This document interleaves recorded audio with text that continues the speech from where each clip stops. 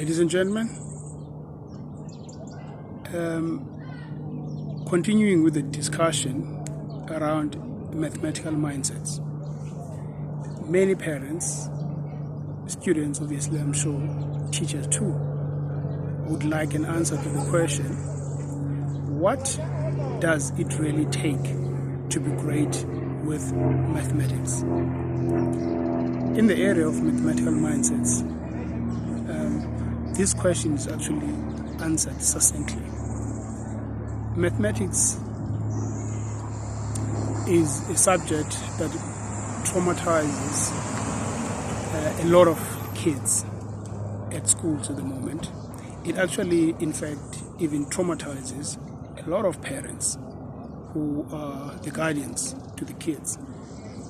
And believe it or not, to some extent, it also traumatizes the teachers themselves.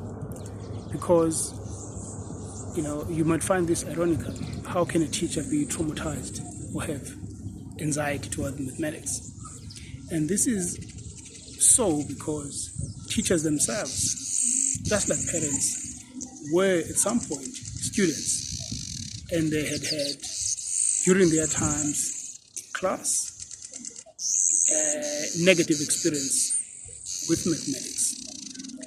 Could just be that they managed to persevere and they went through, did the necessary practices, drills, memorization, and they put up with the subject until they decided maybe they actually wanted to teach mathematics.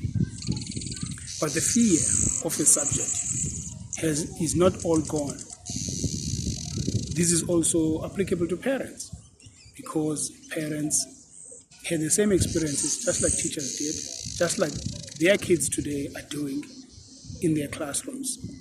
They still have this fear.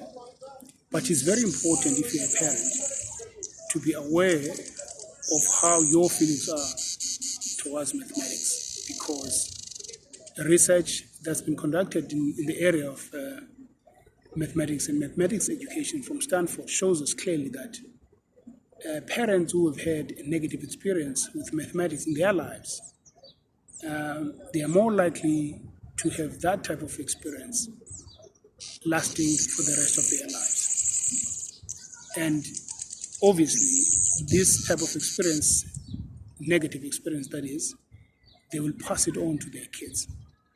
And it is very important as parents to watch and be careful of the language that we use around the kids. And if a child comes back from school, perhaps with some questions or some frustrations, or not very certain with regards to the type of work they needed to do from their teacher, and they would ask you to assist them to deal with the problem. It is very important as a parent to be conscious of the wording that you choose to use towards assisting your kid. And the best way to do, number one, the first thing to avoid is to say, you know what, don't bother. I was also lousy with mathematics. I was never good at it. There are some other subjects or areas of work at school you could be good at. That's the worst response you can give to your child.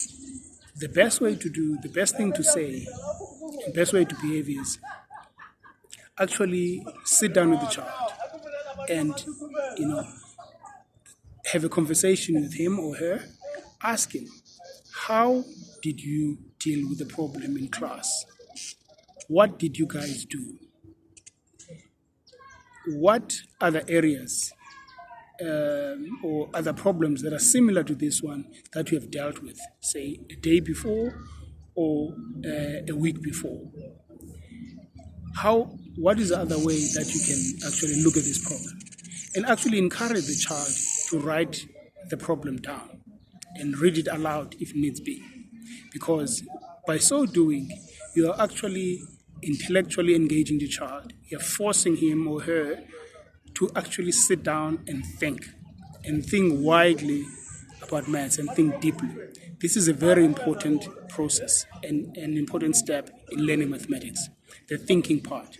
Because remember, our classroom traditionally do not offer the space, a space for a child to reflect, to think, to doubt, to question, and even debate mathematics with their teacher. Their role, as it is currently practiced in most schools, and especially in our school in South Africa, is that the role of a child is to sit straight, sit still, and be quiet, and just take instructions, orders from a teacher. This type of learning is very alienating.